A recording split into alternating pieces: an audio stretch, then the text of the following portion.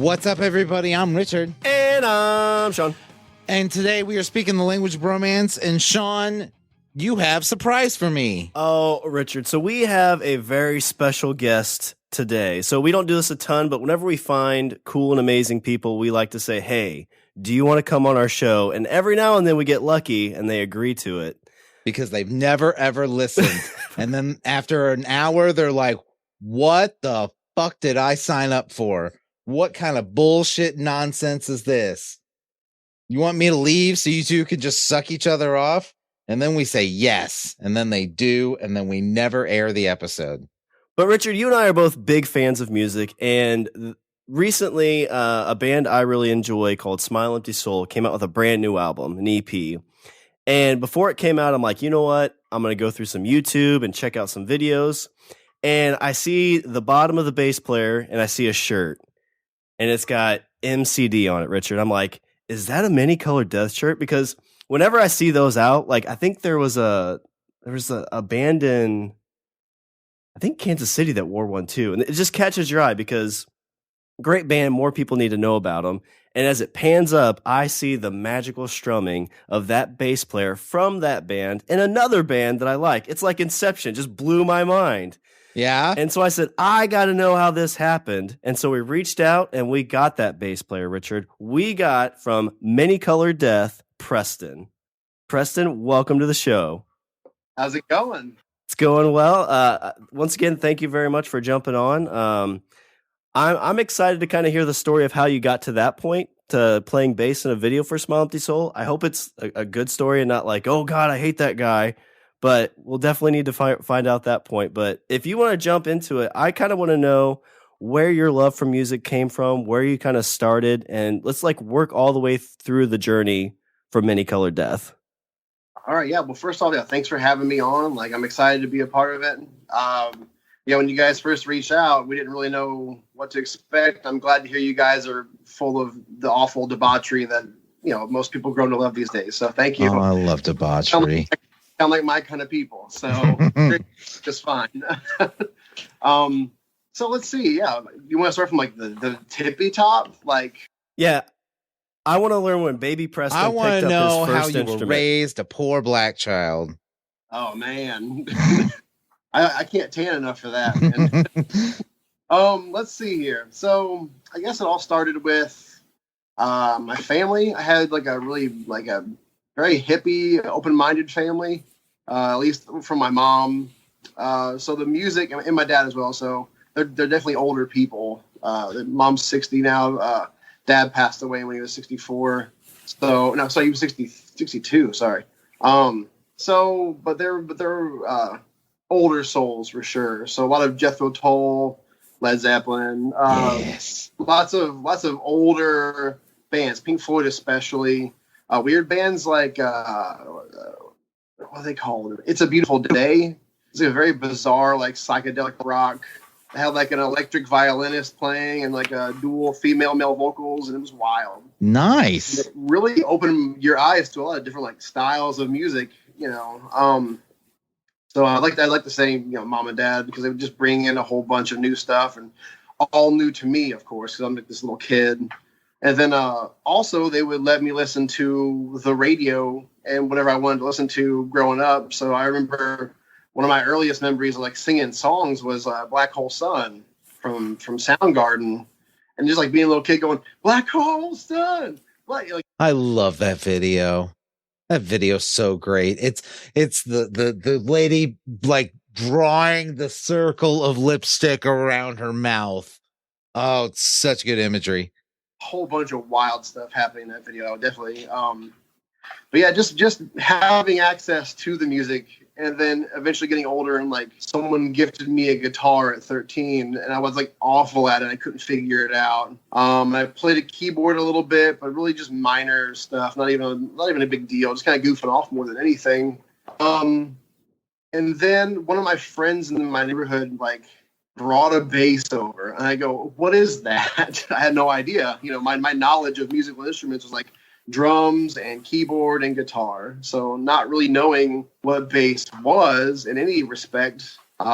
he brought it over, and I just plunked on it. I go, this is dope. This makes what noise? What is this? This is a guitar. It's thick guitar. So is that at 13 years old, you get your first bass. So are you kind of like self-teaching yourself at this point, or? Actually, it was a while for me. I actually took my acoustic that was given to me at a younger age and took the 2 bottom strings off and played bass for about a year and a half like that. And like, not really serious. But then my mom for Christmas of 2004, so I would have been 15, just turned 15. She bought me my first bass, and like just didn't ever look back after that. And like it just kind of, I gravitate to it. And so did you do, I know sometimes like a lot of people get into music early, like they get through it through school. Did you do any kind of like band in school, or did you just completely kind of go off your own? So I first like just started teaching myself. I've got a pretty good ear for the most part. Just kind of picking things up and kind of like rolling with it. If I'm playing it wrong, and I'll get into that story later on if you remind me. There's a really awesome story about joining up with him City in the beginning where I'm like playing things wrong, but they're the correct notes. It was the wrong tuning. Anyway, but yeah, I play with myself. As we do, as most 15-year-olds do when they're alone in the room. Yeah, as a pubescent boy would. And eventually I found friends who had drums, and found a friend. I was actually asked to be a vocalist for a cover show at a skating rink in Rolla, and they became like my best friends. Like, just my friend was a guitar player. He was young. He's like, let's learn all these Blink-182 and Green Day songs, and we'll play them at the lock-in at the skating rink, and I want you to sing them. And we had got like someone, like my uncle's doing pro sound, so you know he's got a couple PV like 15-inch PA speakers, and that's pro sound when you're nice. 15. So, and I did vocals, but then we all started jamming and started writing originals, and we had 2 vocalists for one song, we had 2 basses for one song, and people kind of like dropped off and got bored and did different things. And eventually we had like the 4 main people of what was considered a metal band in Rolla, Missouri at age 16. So was the first. Your first show was at 16 at the roller rink. My first show was 15 at the roller rink. Okay, so walk us through that memory. Like, I'd imagine, you know, first show, nerves, and you're the vocalist, so you're right up front. Like, walk us through that. Like, how was it like received and everything? It was like super well received, surprisingly. Like, there was a lot of people from the skating rink, a lot of friends showed up, and family with all their high-8 camcorders, and like just having a blast. They want to be a part of it, and like, oh, I can't wait to show you this after we're done. And like, me not being a front and center kind of guy, at least at that age, even more so now, like, put me in the back. But it was just a different experience, a lot of nerves until you first like started like singing it, you know, started actually doing the motions, and then I got a little more into it, you know, kind of like doing lead vocal stuff, you know, like the moves and gripping it and getting people's attention, and come on people, I want to see a pit, you know, even though it's like 13-year-old girls. Right. Like you do. 13-year-old girls on roller skates. Yeah. I was gonna ask what was the name? What was the name of the band? I always love asking this with musicians. I'm like, you know, obviously where you're at now is not where you started. So what were the names of bands that you were in prior to where you are now? So what was the name of the roller rink band? So at that time we had no name. It was just a bunch of people getting together to just kind of sing.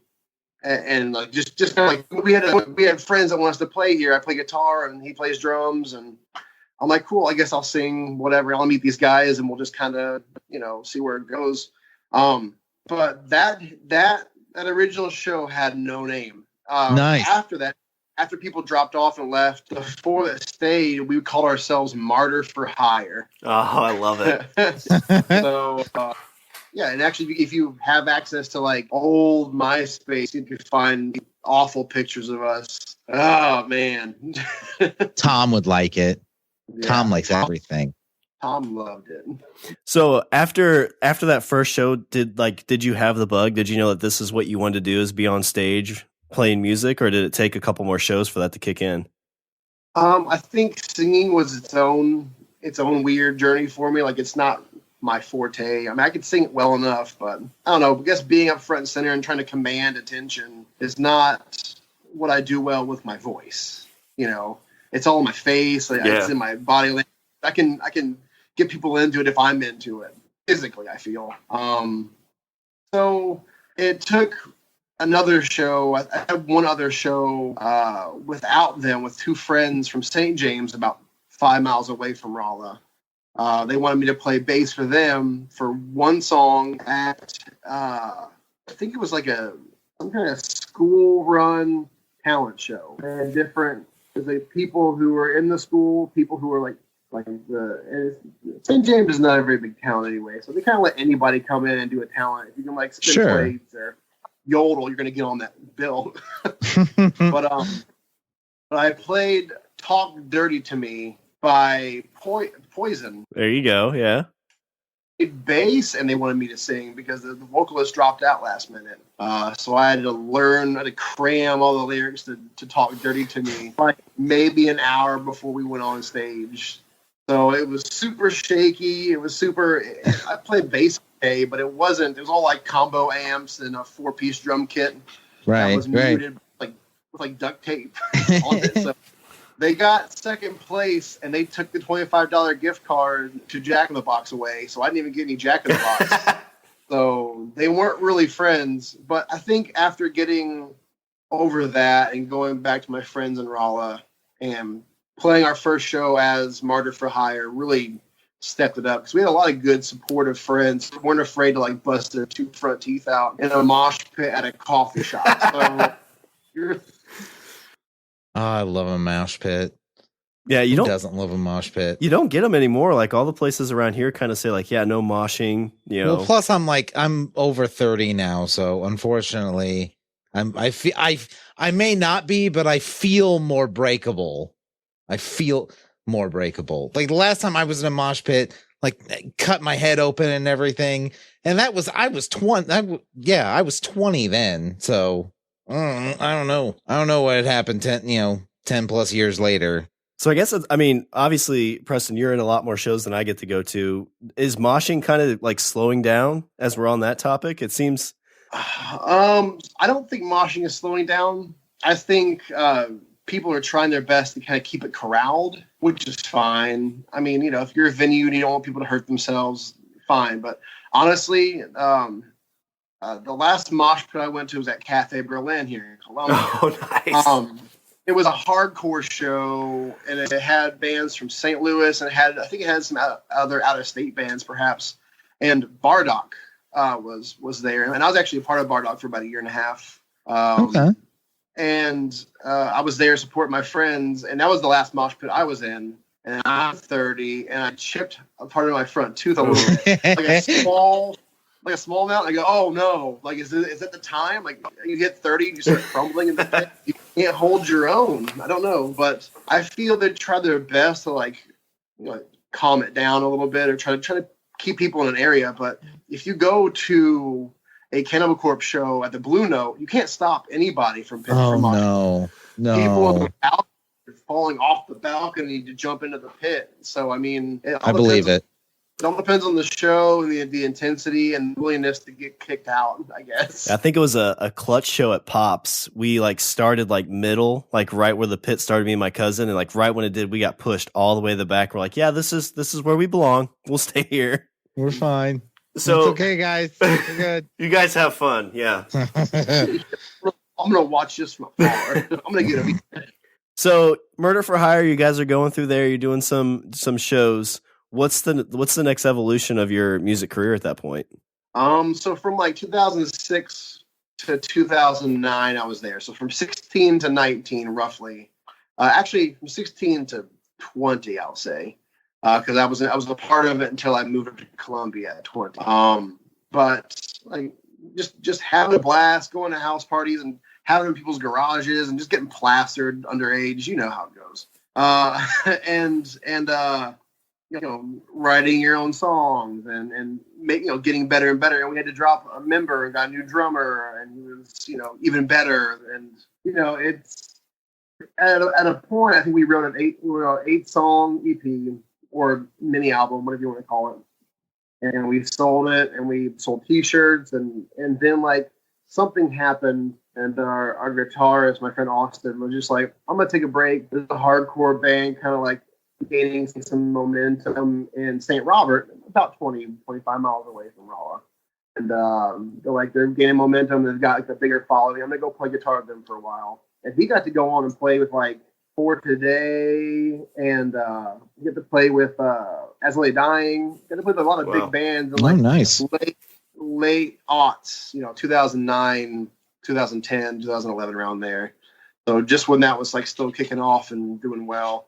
And we kind of fizzled out, and I go, well, I'm going to move up to Columbia with my then girlfriend and just see what's up. Because I would go to Columbia like 3 or 4 times a year, at least to come see shows at the Blue Note. Sure. I've seen Maylene there. I've seen Clutch. I've seen, a lot of good shows there. So, like, what's the point of traveling if I'm just going to go up there and watch more music? And there's nothing else to do in Rolla. There's, my friends aren't playing music anymore. So I came up here at 20 years old and kind of laid stagnant for, I'd say about, 2009, 10? I'd say about from August 2009 until May 2010, didn't really play any music with anybody.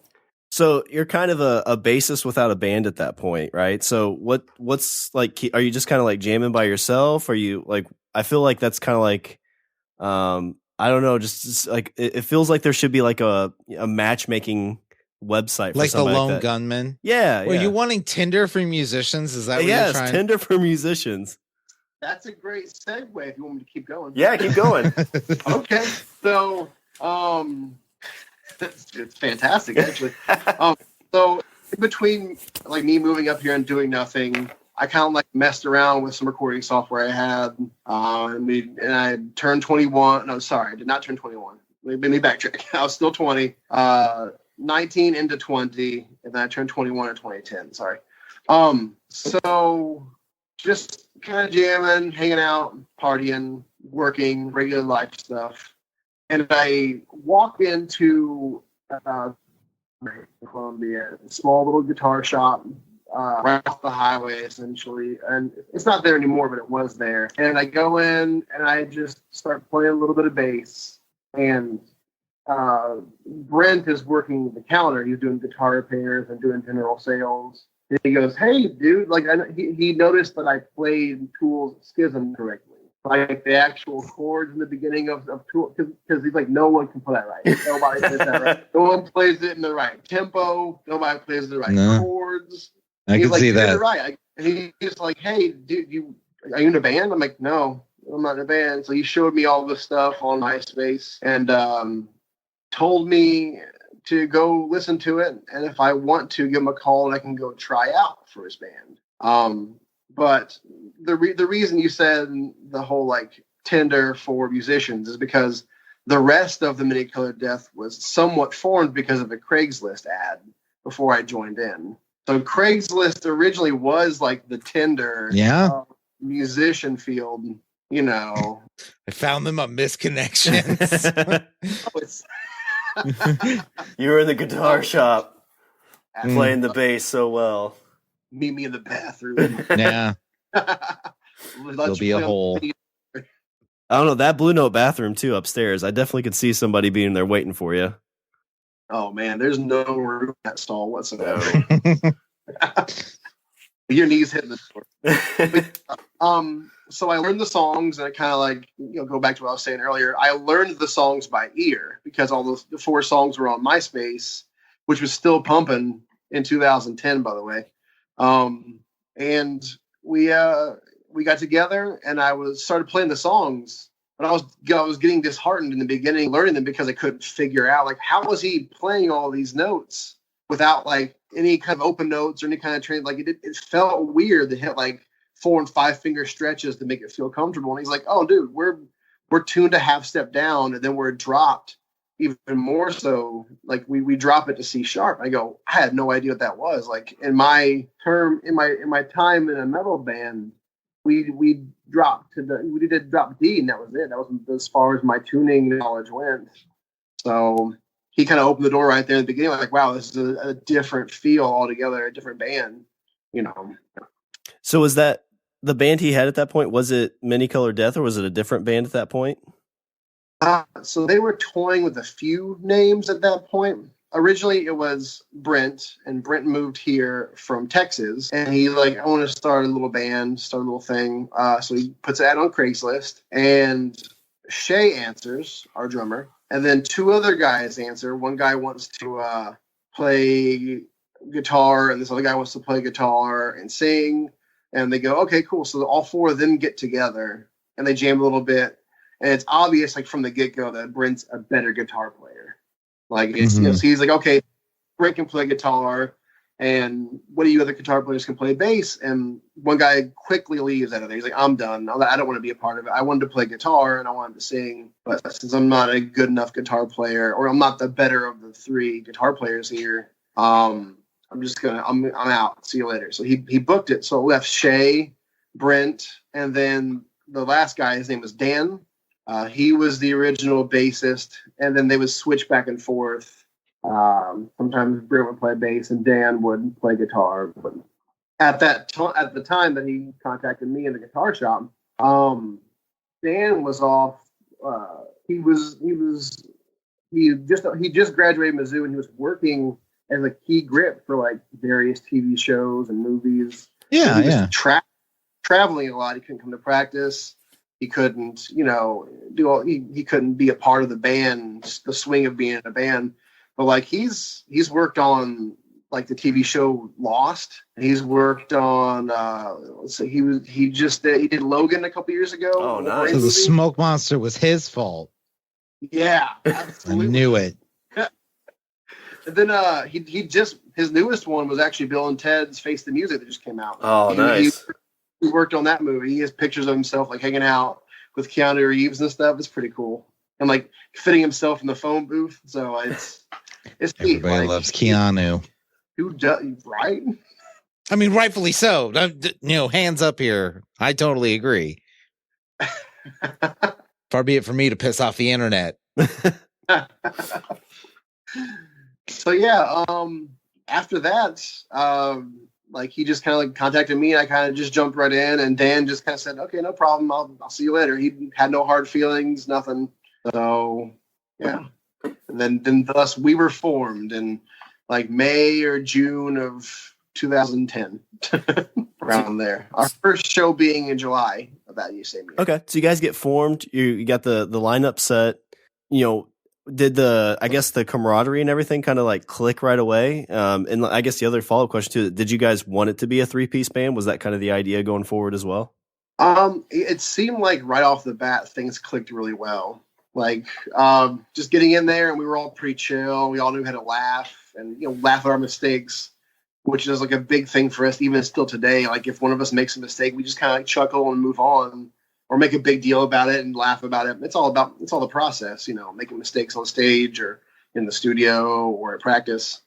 Being able to be around other musicians who don't take themselves too seriously, and they understand that growth takes time, and and we've all grown as musicians over the last decade now. We go back and listen to the music. We still sound good, but it's a different good. We can play those songs, and play them better, we feel. But to answer the other question, I'm not too sure if we actually. I think originally we were like, oh, maybe we'll do this for now, and maybe we'll get another guitar player. And it was a talk a couple times, but really, I think it came down to like logistics, because it's really easy to make decisions with 3 people. No, it's because true. Yeah. If one person says yes and one person says no, there's always a tiebreaker. Yeah. And Brent also reserves the right as a half vote because he also does vocals. So he could always trump it if he wants to. He's like, you know what? I'm gonna use my power to veto, and we're just gonna do it this way because I'm singing and playing guitar, and sometimes this and sometimes that. So yeah, I think at a certain point we're like, it's easy to fit 3 people in the van. It's easier to, make decisions as a band. So let's just keep it at 3. And the thought has crossed our mind to, like, if ever needed to be for like a tour or something like that, something major, we may bring a 4th guitarist along to do the rhythm parts on occasion or whatever. Bring on a keyboardist for Rush covers. I've got a synth, dude. I got foot powered synth. Well, yeah, good point. I was reading so basically Shawn was the one that introduced me to you guys. So I spent the better part of Labor Day weekend like deep diving. I was reading your guys' bio on Spotify, and I'm gonna throw this out. So the band is internalized an aesthetic and influence of acts such as Soundgarden, King's X, Rush, and Foo Fighters, then spun those elements into a fresh new style. First off, kudos for mentioning King's X, because I feel like I feel like King's X is a band. It's one of the most underrated bands the last like 20 years. Oh, hands down. Not a lot of people give King's X the love they deserve. So, and you're really like an awesome music fan. And you guys remind me of King's X. Have you ever heard of them? We go, yeah. Yeah, you can hear it. You can hear the influences the more you listen. I feel Brent was heavily influenced by them. He showed King's X to Shay and I at a young age, and we haven't looked back. Like it's really Brent's been our musical guru, and as he progresses, he gets to show us new things he finds. And sorry about that. That was my. No, you're good. So from what I've listened to, I've definitely seen the way after listening to the entire catalog, I've loved to hear the way you guys have evolved, going just from, if you play your entire discography, like chronologically, like you can definitely see the evolution also. And I mean this and 100%. As I mean this as a compliment, but your guys' singer Brent reminds me. I feel like you pulled Sebastian Bach from the 80s and plugged him into your band, because I was like, this guy could sing, and like I'm not talking like old Skid Row, like 18 to Life and power ballad bullshit. I'm talking like Monkey Business Skid Row. He can really tear it up, dude. Oh my God. You should see us do a Soundgarden set. I bet. Oh geez. Oh yeah, that's that. Immediately I was like, this dude sounds so much like Sebastian Bach. I was like, it's crazy. It's nuts. Well, thank you. That's an awesome compliment. But I'll be sure to let him know, or maybe if he's listening now, hey Brent, you sound like Sebastian Bach. Yeah. Yeah. Well, I don't get to drag Rich to too many shows, but when everything opens up and Roses opens back up, I'm definitely going to try and bring him along to check you guys out live, because I think live you guys put on one of the best shows I've seen in a long time.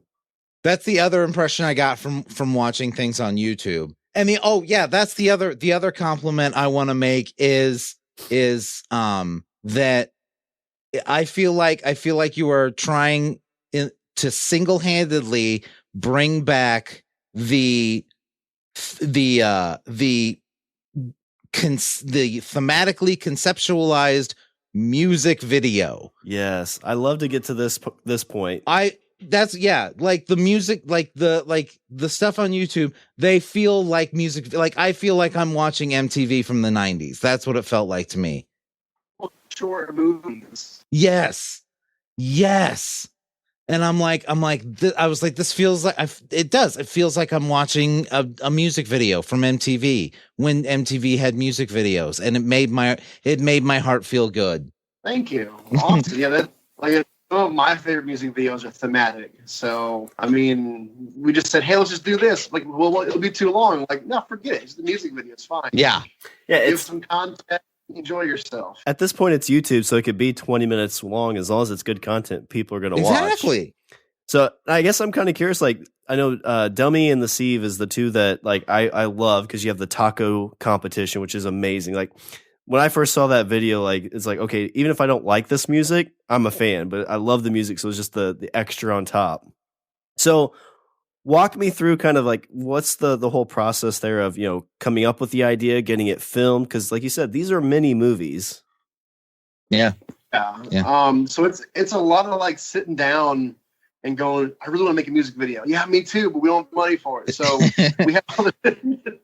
we save up money and we talk ideas. We still have a lot of ideas like waiting for other music videos, and they've always been like story driven. Like I had one for a long time ago for the song Halo off the first EP. I really wanted like a bowling themed one. But like Shay and Brent and I would all walk in and we're all like wearing matching bowling outfits. And we got like sunglasses and mustaches similar to Sabotage from Beastie Boys. And you walk in and we're looking the part. And we go and start to bowl, and we are teamed up against a little kid's birthday party happening next to us. And it's just us two. Like we're the only two people there. We both reserved the same, we both reserved that day or whatever. So we're bowling like we're like the last major bowling league championship game. And we're bowling, we're like getting in the little kid's face and scaring them, making them drop their ice cream, and like they're crying to their mom, and we're super intense about it, like doing cool high fives. Yeah. And, like, pouring beer on each other, pour beer on the kids. There's a part of the song that gets real low and slow and kind of groovy for a while, and it would have been like the lights turned out and all the glow lights came on, and we would have like war paint smeared on our faces, and it would have been like glowing up hardcore, and just like either we were going to win and get kicked out, or the kids were going to kick our ass, and then like we were going to get kicked out and like dragging them out. Like the kids were going to win and fight us in the middle of this war paint scenario. It never like found a solid point, so it's still an idea in the back pocket. And we've got a few other ones too that involve like clubs that do what is it? I'm trying to think of like drag shows. Yeah. Oh yeah. Yeah. But I don't want to go into a lot of detail, but think like a drag show that was double booked by a rock band.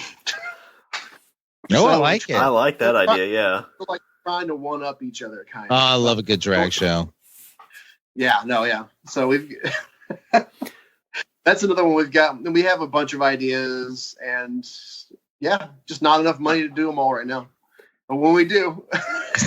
Yeah, I mean, like you look at like I've tried to shoot like 2 short films, and you try to do them as cheap as you can, and it's still a lot of work and a lot of effort even to get them like semi looking good. Like, and the stuff you guys have done is super like clean and crisp and like looks super professional and well done. So, and I mean, I feel like that's the thing I always loved when I was growing up is sitting on the bus and you're listening to your music and you're like, oh my gosh, like this is what I think the music video for this song should look like. And generating those ideas as you go. Well, Yeah. Let's see. So we talked about the music videos. We haven't really talked about the name. I'm kind of curious where the Many Colored Death name comes, because it's a very unique name. Yeah, absolutely. So, in the beginning, before it was the Many Colored Death, they had a couple ideas they were tossing around. I think one was called Strong as Spheres. Being as strong as a sphere, like a 3D object. But when you type that out, it's spelled out strong ass spheres. So it's because the S is like touching each other. So he's like, we can't use that one. So yeah, the idea for the Many Colored Death came from the song A Many Colored Death that's on the first EP. Yeah. And that name came from a character from the book, The Never-Ending Story. The book, not the movie. It may actually be in part 2 and part 3. I don't watch those. I heard they were trash. So yeah, they weren't that great. I mean, I heard they weren't that great because I didn't watch them because I wasn't a huge fan of The Never-Ending Story. I'm not a 38-year-old man that still cries when that horse sinks in the swamp. This is the most traumatic experience of my life. The most traumatic experience of my life. Well, you team that up with A Land Before Time, and then you're hurting. Oh, I can't. So anyway, the character is in the book, Bastion gets control of Fantasia. I think he writes Fantasia. And he has to rebuild it essentially from the ground up. So first off, he wishes, but he's afraid of the dark. So he has like the nighttime's kind of like a bioluminescent nighttime. So it's all like, it's kind of like Avatar, there's forest and Avatar. Yeah. And so for daytime, because he's a little kid, he doesn't really know any better. He wishes for a lion to run across the night, turning it into day, but killing everything at the same time, but leaving it a beautiful desert of color. So that character is called Grogramon, but he's mentioned one time in the book as the many-colored death. And that's where we got our name from. This lion that runs across the night and just kills everything, but leaves it beautiful. Oh, I love that. Yep. Now I'm waiting for the Hard Rock cover of Neverending Story. Nah.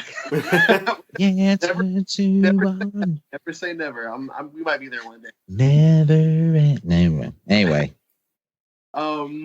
But yeah, it was the many-colored death has the three best qualities of it. It's you can shorten it to the MCD. Yeah. When you look up the many-colored death, you find that lion and us. Yeah. And it is the ticker tape letters for McDonald's for true, yeah. For the stock market. Yeah, so they do they basically have your whole marketing campaign like sewn up. You got food, lions, you got shorting it up. What else do you need in the world? I can't think of a thing. It's like an SEO wet dream right there. We want to abbreviate it, and we want a quarter pounder. So, go ahead, Rich. I just have a quick one.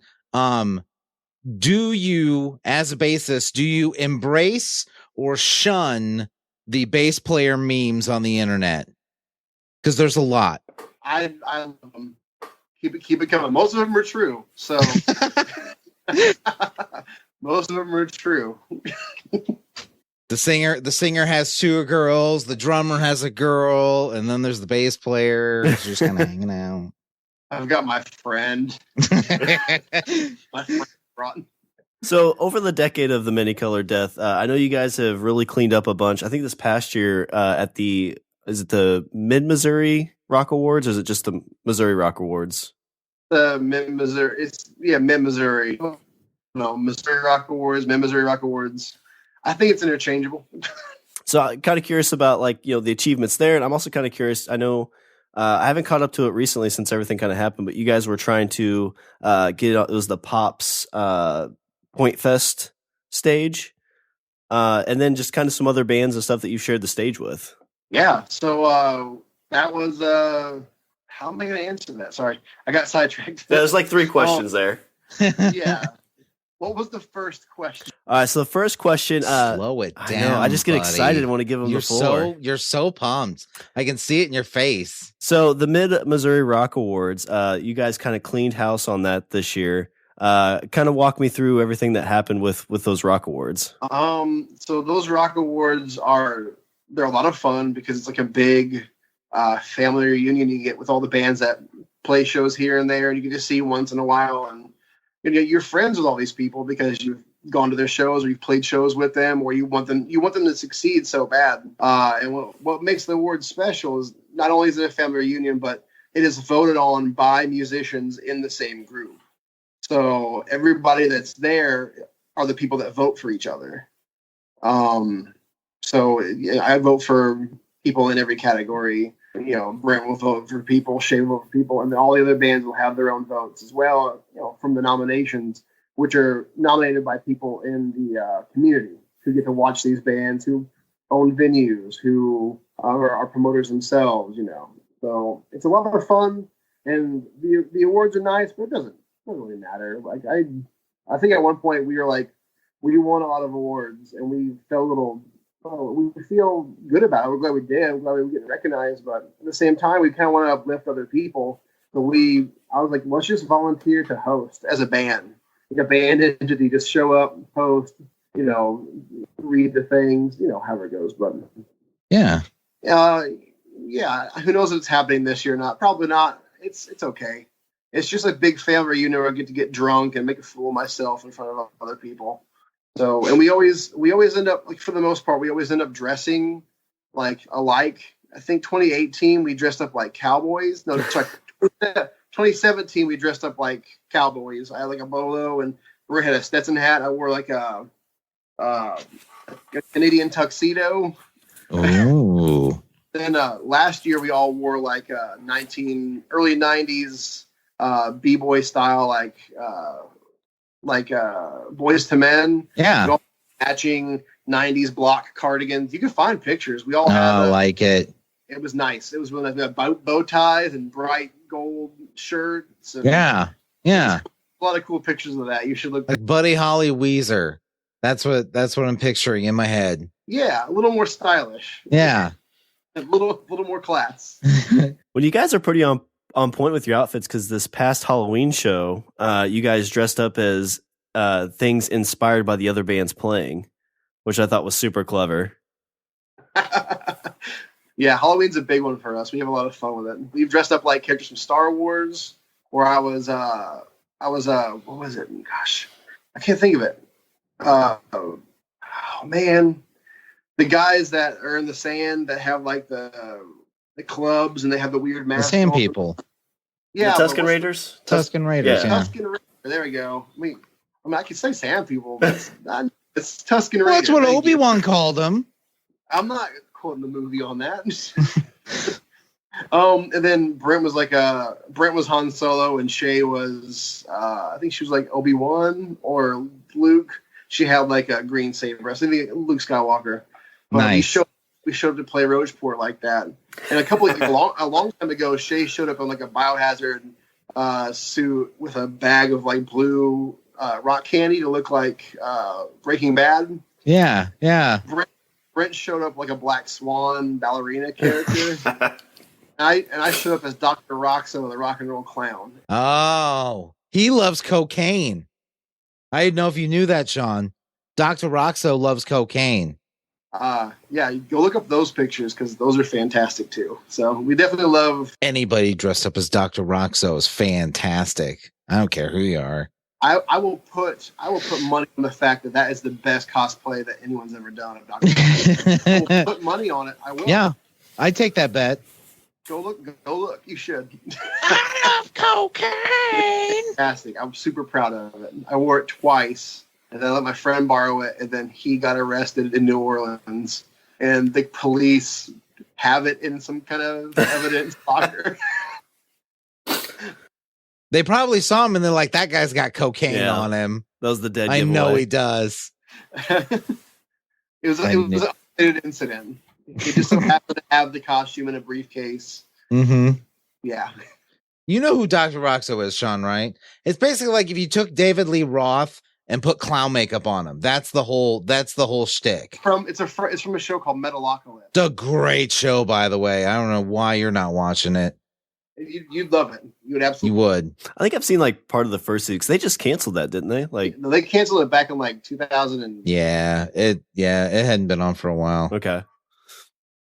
So, like I like when you're talking about the Rock Awards because whenever you see kind of more localized music like that, it seems like that really spawns a lot of great music. You know, I mean, obviously Seattle's like the go-to for just kind of anybody, but you know, I know in the early 2000s, you know, with you know bands like Park and kind of that emo rock was big in kind of like the Midwest as well, kind of more on the Illinois side, but what are you seeing with like local bands and kind of that growing kind of in the mid-Missouri, Midwest area?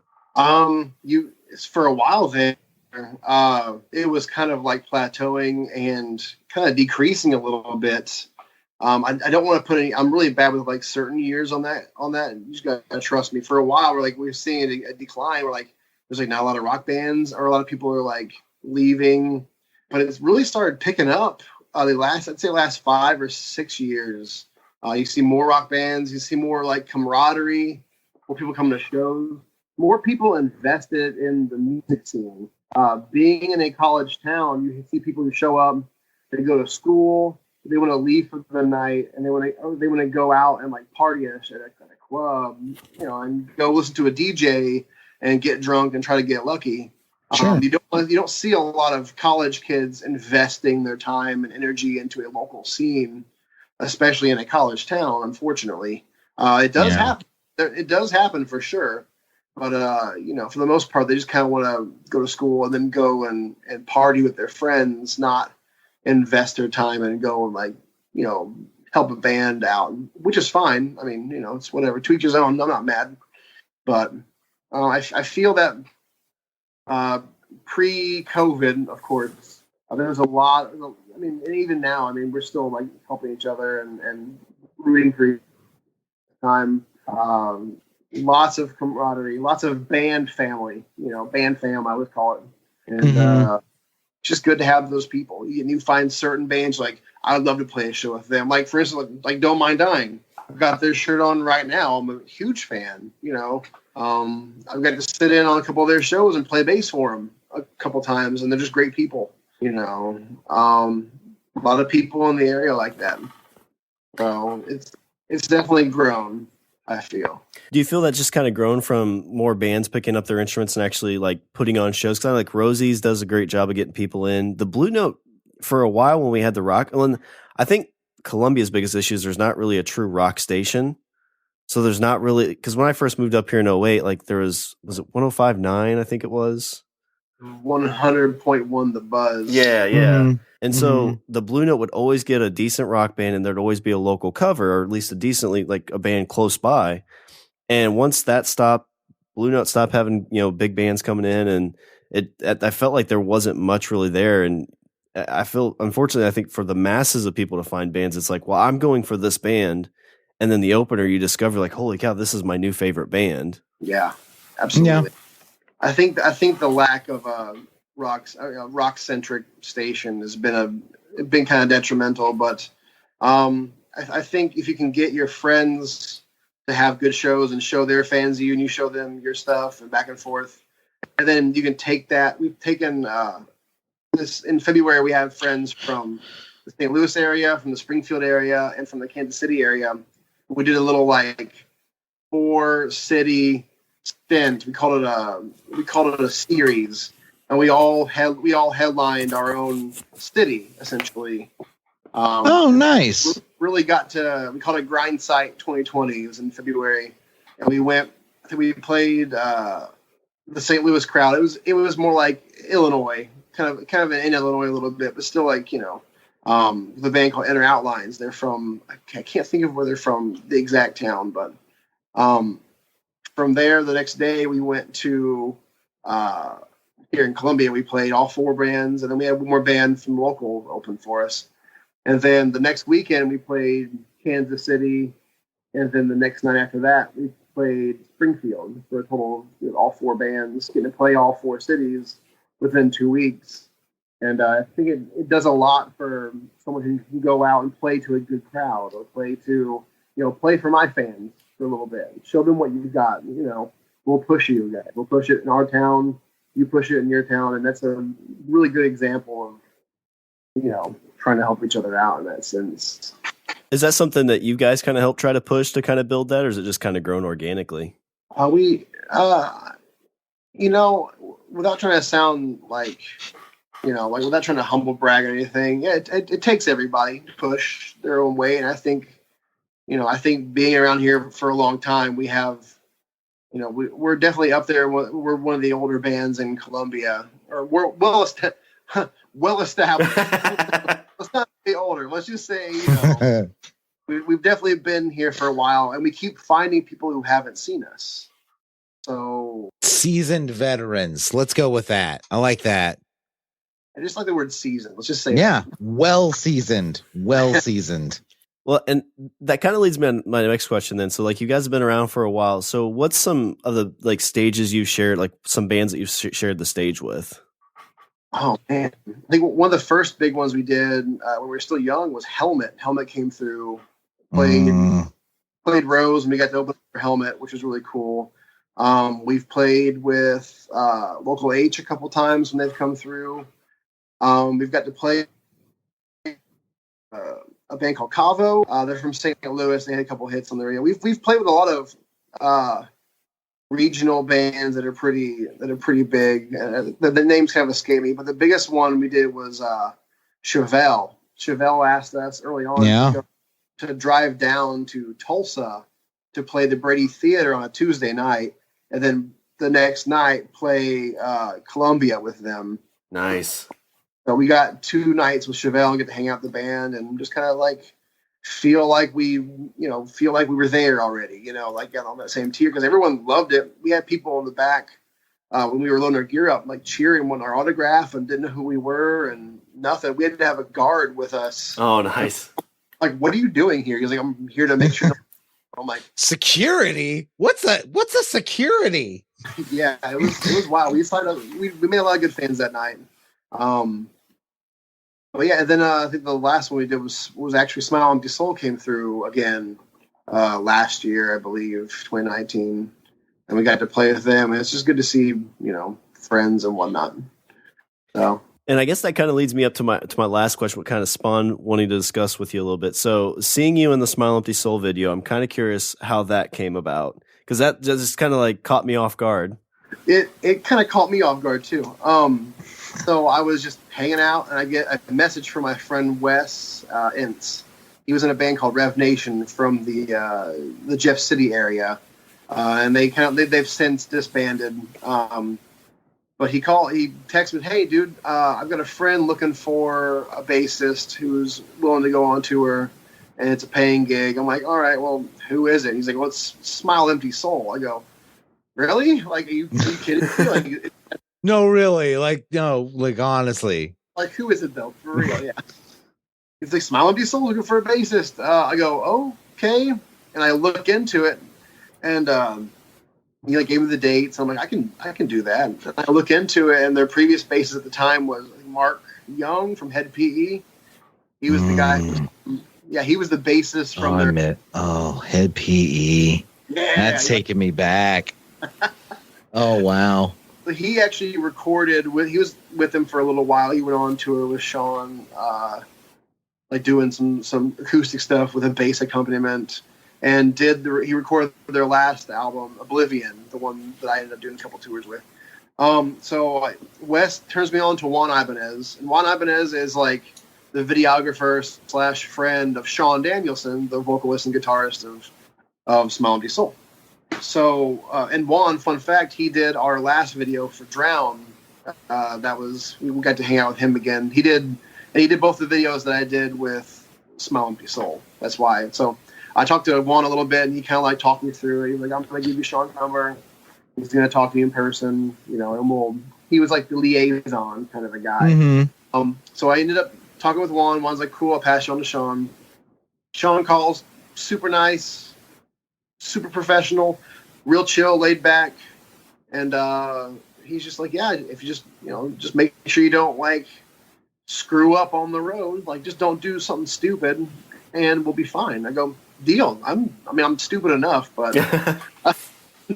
So he gives me the songs, and he gives me a bunch of the unreleased songs from Oblivion because the album didn't drop until the very end of May, and or the very, very last day of May. I think I had a few days before that. I had like a week to a month to learn all the songs, and then the new that he sent me. And then near the end of May was my trip to St. Louis because we were going to film 2 music videos, 2 of them for the newest album at the time. And it was My Name and Dopamine. Those are the 2 videos that I was in. And I'm like, "Can I wear other band shirts? Like, can I wear my own band shirt?" He's like, "You do you." And so I wore this shirt in My Name. The exact same shirt. I'll sign it for you. It's there. And I wore my own band shirt on the Dopamine. That's probably where you saw the color deck. That shirt was one size too small for me. So fun fact.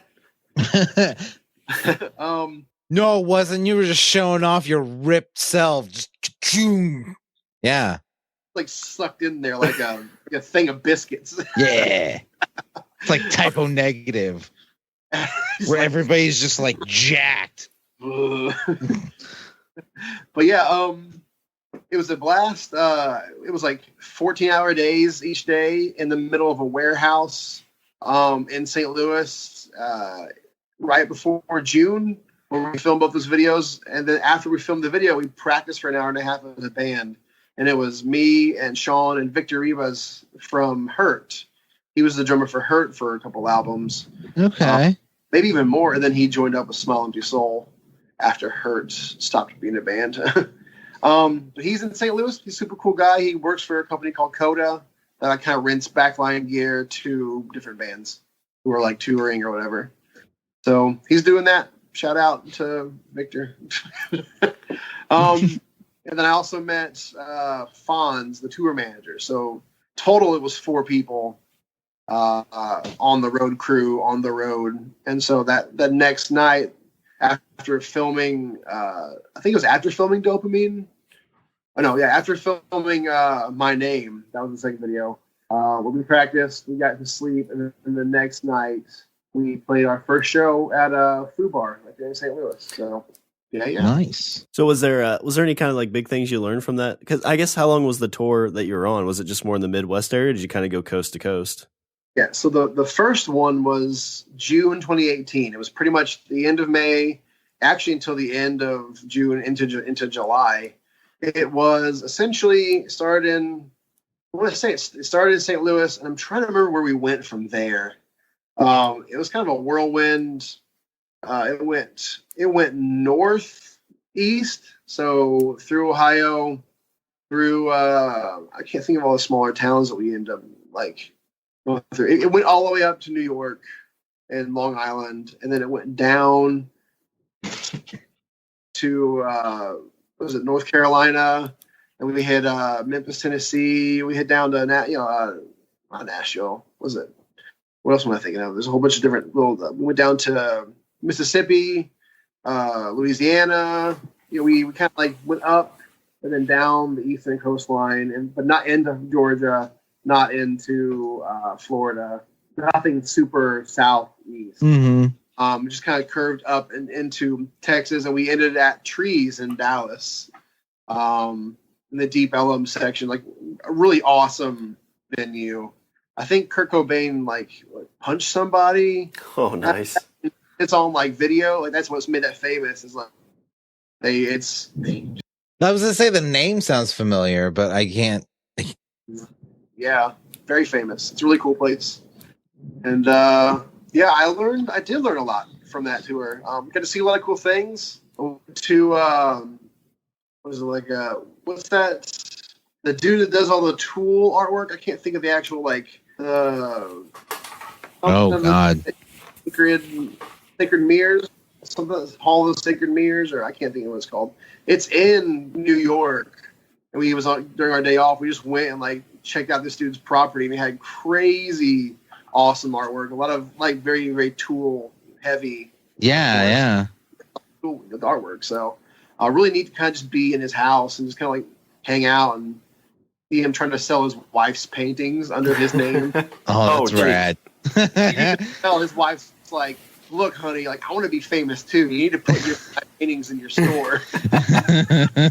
So you can you're just sitting there like, and I mean, can't blame him, but every single day was a lot of fun. It was like from the first day, like hanging out with your friends. Everyone was super laid back. It was super chill. Fonz and I still talk almost every day. The tour manager.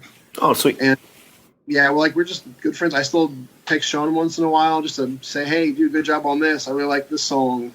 And, the first one really taught me how to gauge my bladder because we were riding in a Mercedes-Benz Sprinter van with a trailer. So we had 5 bunks, 4 bunks for people and 1 bunk for like our extra stuff. And sure. Then we had like 2 couches, 1 TV, and we had his Xbox One in there. And Shawn drove the entire time. Oh, really?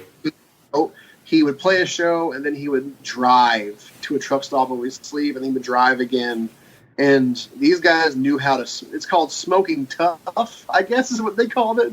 They would Fonz would just wake up and just roll 2 blunts, and then they would smoke them, and then they would leave. And we would just drive. Breakfast of Champions.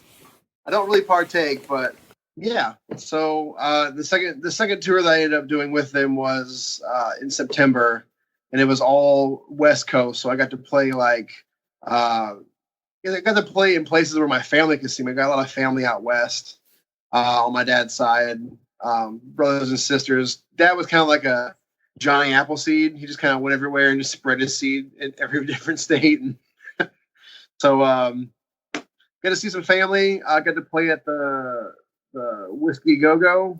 Yeah. In Los Angeles. So see a lot of places I've seen on GTA 5. So that was cool. Went up north through Oregon and Washington State, and then we traveled like all the north, like North Dakota, all that stuff, and Minneapolis, and we big loop. Yeah, and I got to play with a different drummer too. Vic did the first tour, and then he couldn't do the second tour, so they hired on Ty Del Rose. And he's actually the current drummer. He drummed on Sheep, the previous EP, and then this current one that came out 2020. That's all Ty's drumming there. Ty is a fantastic drummer and a super nice guy. Yeah, he's the couple times I've seen him at Rose's here in town, he's just been super cool. Yeah, absolutely. He's such a nice guy. And just, I don't know, being on the road's a lot of fun. And like you said, you learn a lot of stuff, and you learn how to like sleep in a bus. You learn how to sleep in a coffin, essentially.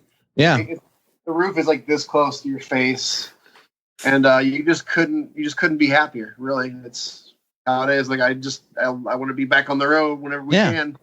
It's when you feel like a rock. I feel like that's when you would feel like a rock star. It's not necessarily like playing in front of big crowds of people. It's when you're like, it's when it's 4 a.m. and you're riding through the desert in the middle of the night on a bus. Like that's when you're like, oh my God, I feel like I've made it right now. Yeah, when you're able to like play and then go to the van and like take all your sweaty clothes off and put your night clothes on and just fall into the bunk. Yeah. Sleep. Yeah. Like that's I'm like, oh man, like it's probably not the most comfortable place I've ever been, but I'm just glad I'm here. Like you get to see a bunch of things, and it's like a weird, like I can see why people like tiny houses. You have what you need, and then you can explore cities or go and whatever, go see a park. See, this is why we need a tiny house. I've been saying it to you for years. Just take this podcast on the road. Yeah. We can just cruise around in a tiny house. I guarantee you, though, we will not need guards to protect us from fans. No. Well, as we're kind of coming to a close here, Preston, so what's next for the Many-Colored Death? What do you guys have coming up? And then any kind of social media or websites or anything you want to shout out for people? Yeah. Well, so before this COVID stuff, like the reason why I left Smile Empty Soul, like I was a hire on, but he wanted me to keep doing other tours. He wanted me to kind of be a more permanent fixture. And I realized that I kind of wanted to long for the road with my band.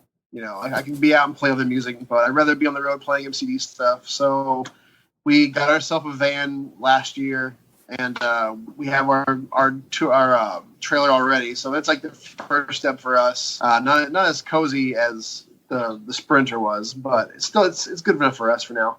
And I don't know, we just want to keep playing music. Like when this is all over, we're gonna go as many places as we can. We hit the radio this year. We were on the Billboard rock indicator charts, mainstream rock indicator charts. So we were on the Foundations, and I think we peaked number 6 on Foundations. And we were number 16, I want to say, on the mainstream rock for Billboard. So that was really cool. I think it was a 12-week run for our song Drown, and have a music video for it. And right now we're just writing new music. We're taking the time we have to just write new stuff. It's good stuff. Like we're having a blast with it. It's a different process. We're not playing together as much. Yeah. We're utilizing Dropbox, and we're sending ideas, and it's all DIY right now. I guess I'm in my little studio here that I share with my friend, doing this interview, and right behind you is is our monitor for the studio. So I get to go in here and I get to lay down bass tracks and work on things from a different angle, because usually we'll work on it as a band in a really loud room and rock it out hard. But right. You later on add the nuanced parts, and now I'm adding all the nuance first before we even play it together. So it's a different process, but I think hopefully we get some music out that'll really make us feel a lot better about ourselves. There's just been a lot of stagnant kind of a feeling for a while, but we are working on stuff. We're always going to be doing that. I feel like as long as we're making music and creating together, it's cathartic for us. So that's how I feel. Well, yeah, I know you can be found on Spotify, Apple Music, I believe, all the places to check them out.